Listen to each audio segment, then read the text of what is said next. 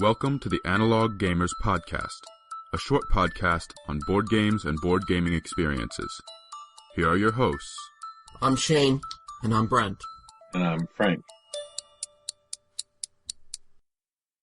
Welcome, and we're going to be talking about a mechanism that has more to do usually with scoring and in-game than anything else. We're going to talk about area control and put in there as well area majority. These categories are kind of broken up, but really we think they overlap enough that we can talk about them in one episode and get it all covered. One of the games that we've talked about quite a bit that has a majority in it is Monopoly. Talks about having a majority in a given category, and everyone knows how you get that by stopping on the properties, buying them up, and if you have all of one type or more of a type, you get more money out of every time someone else stops there. But this is used many other places. Shane, what's your favorite area control? Well, first, I never really thought about Monopoly as like an area control game, but it really is, right? Like, there's only one person can own each property, and then you got to have all three or two properties to make your Monopoly before you can build on it.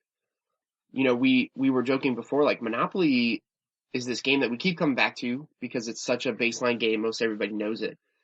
But now that we're really digging into it, there are like so many mechanics in Monopoly that I've just never thought about before. Another one that we've talked about quite a bit would be Risk. I played that a lot growing up. And Risk is a little more traditional in the sense of it's a map, right? And you're trying to control areas of the map. And I think a lot of the games we're going to talk about have some type of map or some type of landscape in which you're placing, you know, armies, settlements, all those kinds of things in order to control a certain area or have majority in a certain area. If I had to pick one, my very favorite, at least right now, because we just played it recently, would be Alien Frontiers, which is an majority area control game. In that game, there's an alien planet that you're landing your settlements on, and you can have multiple players in one territory of the map, but the person who has the most, which would be area majority, the person who has the most in that area actually controls it and gets the benefit of it. So, Frank, we just played that game together. Do you agree? Do you think that's a good area majority control game, or do you think there are better ones? So I do think it's a good area majority game. I'm not sure it would be my favorite. It'd be right up there. Another one that probably comes to mind is Mission Red Planet, where the person who has the most astronauts in that portion of the map gets the points for that. And I think that's probably one of my favorite ones. But, you know, I went through my list of games. So for those of you who don't know, I have a lot of games. And 30 of my games showed up as having some kind of area control, area majority in them, which is over 10% of the games that I own then have some kind of area control mechanism in them. Some of them didn't make sense to me at first. I think there is a difference between things that have area control. I'm splitting them up, I guess, and that's somewhat artificial. But in Risk, you have to have all of Asia in order to get the benefit of the additional armies. In Star Wars Rebellion, there are cards that give you victory points or change your reputation, and you have to have all of a sector in order to get that. Whereas some of them that have the area majority, I think, have more subtle play. Metropolis, because you can switch that with just a couple of people, a couple of astronauts, figures, buildings, whatever. It doesn't take, I have to reconquer the whole thing. And I think that makes for more subtle gameplay. You were going to say something, Shane. Well, so it sounds like there's almost also two types of area control. So there's area control, which gives you bonuses in the game, but then there's area control that's actually the win condition of the game, right? So if you kind of sit down and you play classic Risk, yeah, you can get the area control where it's giving you bonuses, but kind of the goal of that game is to control the entire map. Yeah, that would be an form of area control. Yeah, so, I mean, I've never thought about it this way. So what are some other games where area control matters in the gameplay, but not necessarily the win condition? So Alien Frontiers, it matters in both. But it matters in the gameplay because if you have the most in an area, then you get the special from that area. Right. Yeah, that makes a lot of sense. So in Alien Frontiers, you don't win by controlling the most territories or controlling all the territories. You get points for it, but You get points. That's just one of the ways in which you can win. Way to say it's my favorite game and then not actually know how it works, right? Yeah, well, Metropolis. So how does Metropolis work as a game? So Metropolis, you are selecting territories, and it's kind of an auction. Not really. You're saying I'm willing to pay more to build in this area than you are willing to build in the area that you selected beforehand, which has to be next to it. They have to be next door. So what you get out of it, though, is really I guess that one really is more towards the win conditions. It's not at the win. So now I'm going to contradict myself. Go ahead. I do that all what the were you time. thinking? I don't think that has anything to do with in the gameplay. It's all about scoring. Yeah, that is all point. about scoring at the end, because is there any scoring in the game in that? No, only if you take the little chips or whatever that that's is. true. Which are still in-game scoring. Yeah, it's in-game scoring. You take them during the course of the game. You but just it's know what in-game they scoring. are as opposed to the secret. Okay, so scrap that one. But Metropolis is a great example of area control for end-game scoring for It is how you win the game, because in Metropolis, you're going to score more points if you build buildings in the territories of your color. And then there's also sections of the map where if you have the most tall towers in that territory, you score extra points.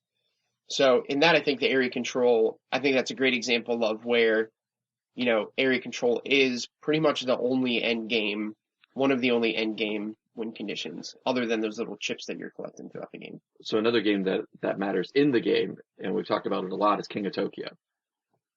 Because if you are in Tokyo and you're controlling it, granted, you don't get to necessarily choose whether you control that a whole lot. Yeah, that's why I struggle with that one as an area control. But it does affect the gameplay then. Because you don't actually get to choose even to go into Tokyo.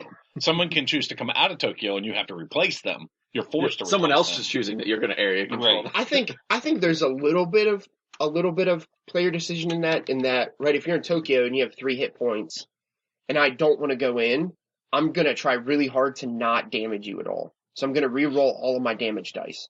Now, I don't always have control over if that's going to pop up on my third roll, but I can decide to attack you or not attack you based on if I think you're going to come out or not. Because there have been times we've played where somebody wants to get in Tokyo, so they literally just roll for damage and throw away everything else. So I think there's a little bit of decision making determined by the dice, but I think there is a little bit of strategy there in going in or coming out of Tokyo. And I think there's a decent amount of it, because the decision isn't like in most games, do I take control of an area? It's do I leave control of that area? Yeah, do I give it up? More. So it's kind of the So you reverse. have that full control over when you leave. I mean, unless you die, then you had no control. But Or you don't roll right. So it's an area uncontrolled game. Or they don't. Sort of. Depends on your strategy. So I'm looking around the room at my games and I'm going, I can't think, if you're talking about, is there an area majority game where having the majority doesn't impact the end game? Not doesn't impact, but isn't the win condition.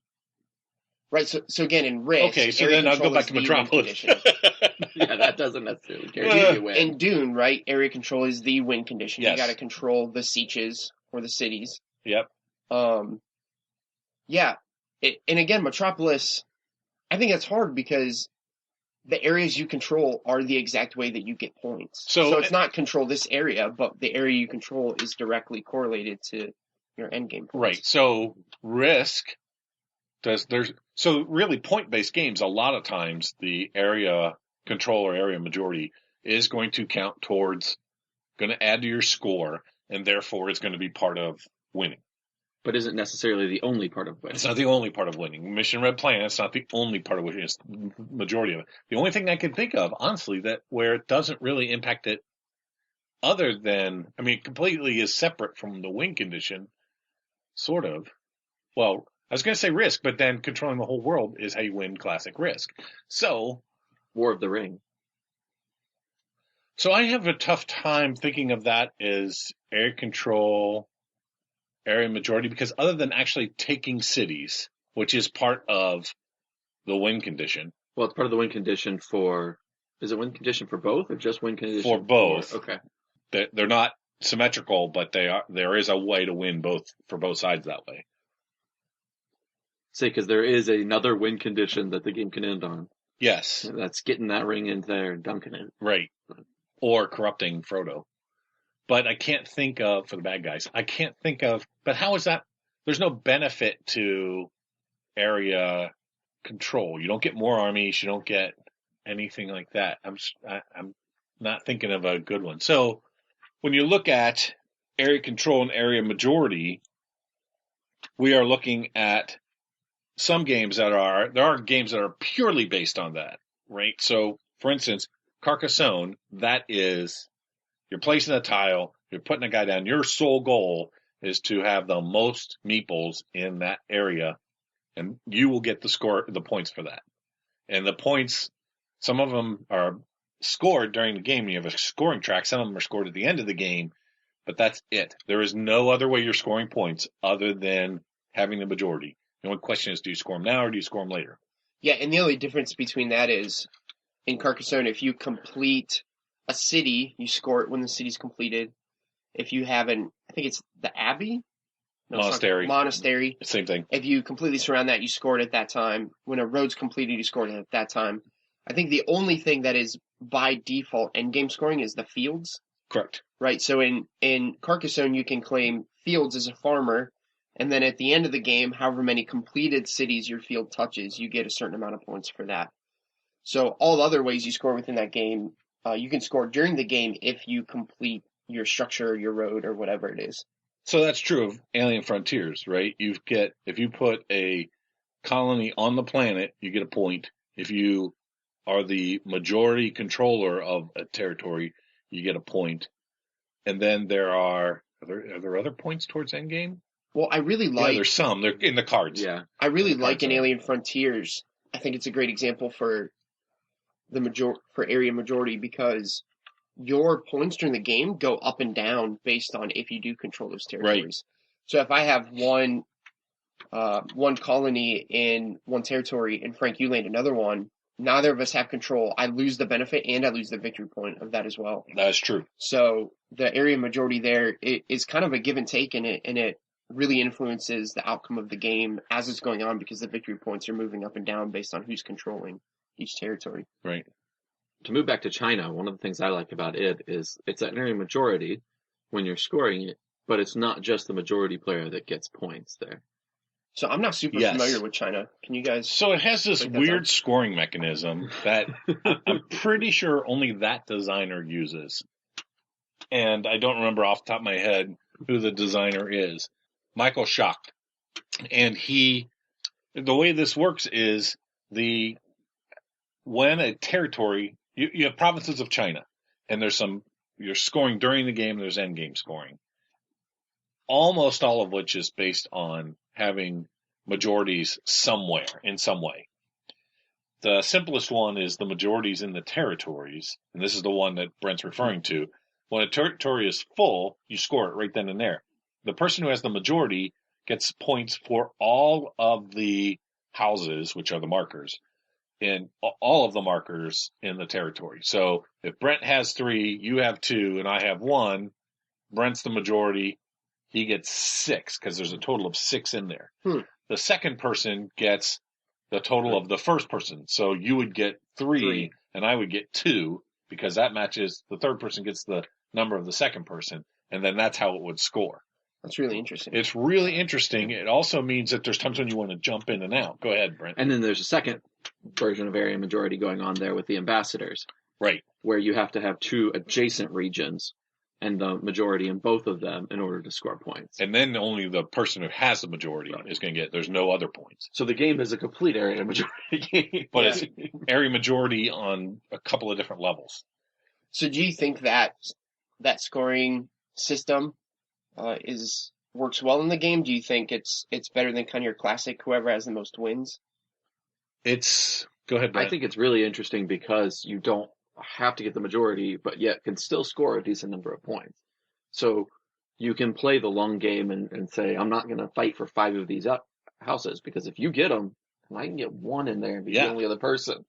You got 6 points, but I got 5. So Yeah, One. so, Interesting. and I didn't put much energy into getting those 5 points. You put a lot of energy in getting those 6 points. I Yeah. put little into getting a 5. Yeah. So I've been busy scoring points elsewhere. And that's where that balance comes in, which is why I really like that game, is because there is that question of, when do I jump? Last time we played it, it was Brent, Lindsay, and I. And Lindsay had there were 7. I think she had 4. There were 3 left. And I'm sitting there thinking, I bet you she's going to finish that out. And Brent jumped in with 2. And I was like, oh, you got to be kidding me, because now I'm going to get 2 points if I put 1 in there. I'm not even sure it's worth it. So what ended up happening was that territory never was filled. It got scored at the end of the game because it didn't fill. Does each territory have a different number to fill it? Yes. I don't know if it's completely unique, but they're not the same. That's put it that way. And for instance, there's only 1 purple territory. There's 2 of each color except for purple. And it has a total of 7 or 10 houses that will go in there, and the other ones are less than that, but there's multiple ones, and the 2 different red territories count separately. And the ambassadors, as I was saying, you can only put a number of ambassadors total in each territory, as the majority player has houses at that point. Gotcha. So you also have some control over how much do I want to open this up for more ambassadors or not, by putting houses places. So there's a lot going on in that game. And that probably sounded confusing to those people who aren't familiar with the game, because we didn't really explain the game. We get it in pieces. I will just say, yes, I will just say that China is I really, really like China. And it's a very simple game to learn. So if you look up the rules, you're not going to take you long. No, it's not. The rules are probably no more than the rules to Monopoly, to give everybody that baseline again. So, to jump back to Carcassonne, I think it's interesting and unique in the area control majority games that I've played, because, right, in Alien Frontiers, I can drop in a territory, and then Frank, you can drop in that same territory.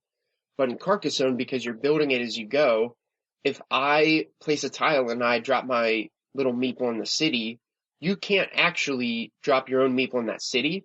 You have to start constructing a different city and then figure out how to merge them into one. Correct. So I think that's really interesting in that game, because as you're laying the tiles and building the board as you're playing, you're trying to maneuver yourself so that you can tie into these other structures, either cities or fields, that are going to give you more points.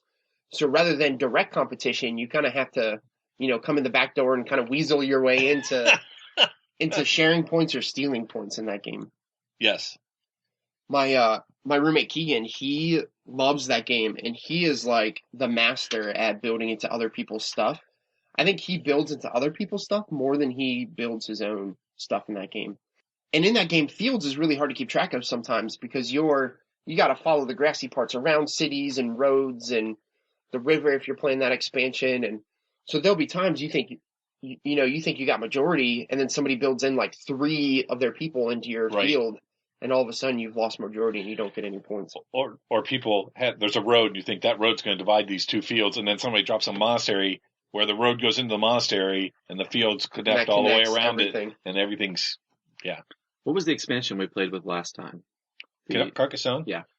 Inns and Cathedrals. See, I thought that one was really interesting, because someone who likes to build on other people's cities, they drop that cathedral in there, and if they can get it so they can never complete that city, they'll score no points. Huh. Yeah. That sounds like fun. And so if you're going to build up someone's city, just keep building. Yeah. It turns the game into more risk, more reward. Yeah. Kind of a game. It actually is, in my mind, Carcassonne and Carcassonne's Inns and Cathedrals. That's it. Stop right there. Don't buy any more Carcassonne stuff. Yeah. You've got everything that you need for a great game. Yeah, if you are looking to check out a area controller area majority, Frank, you recommended China. I would definitely recommend Carcassonne as kind of a first foray into the mechanic. So I would too. I would actually recommend Carcassonne first. So at some point in time, we'll do an episode on kind of what everybody should have, what in our opinion everybody should have in their game library. Yeah. And I'll tell you right now, Carcassonne would be it. And part of it is because if you have Carcassonne and Inns and Cathedrals, you can play from 2 to 6, and it will play as a great game at any of those numbers. Yeah. And that's 6. It's a little different. I mean, it's definitely different once you add players, because you have the board state changes more between your turns. But because there's X number of tiles, and that doesn't change regardless of the number of players, having 6 players versus 2 players really doesn't add any time to the game. Maybe a little bit because you got 6 people thinking, not 2 people thinking. Depends on the people. But that depends on the people, yes.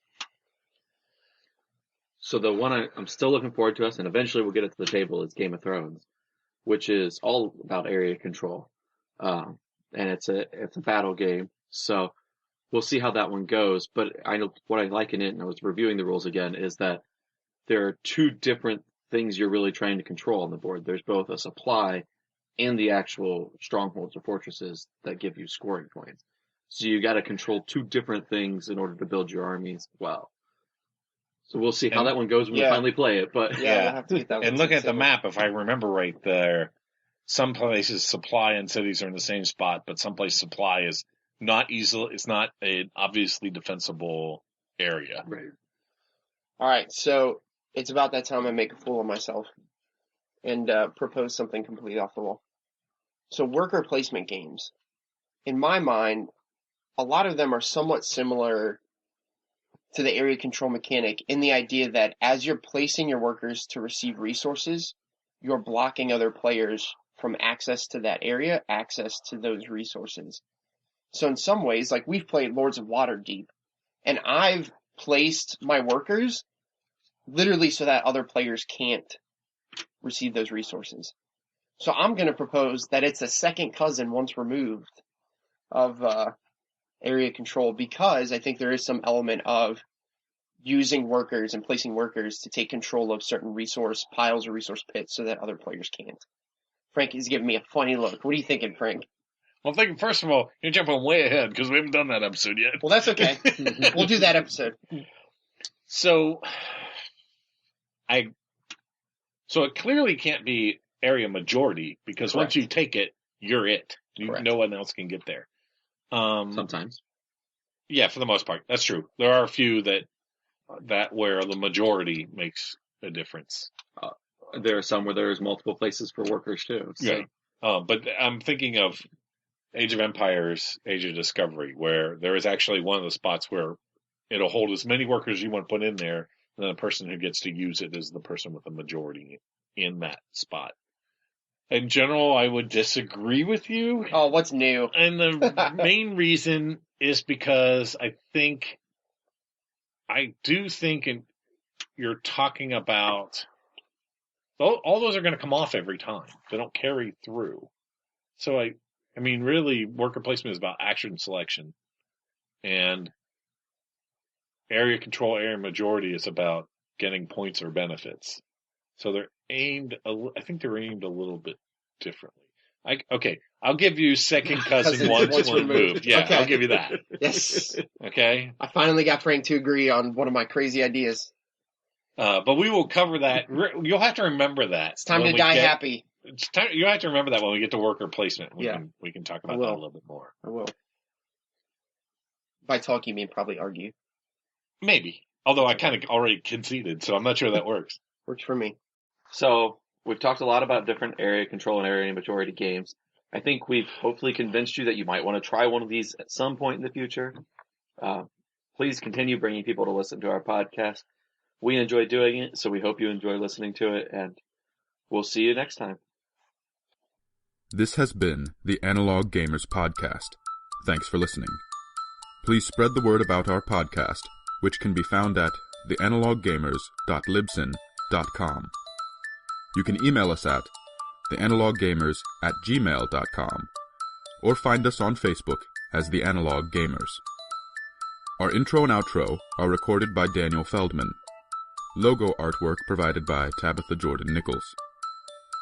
The Analog Gamers Podcast is licensed under Attribution, No Commercial, Non-Derivative, Creative Commons 4.0 license.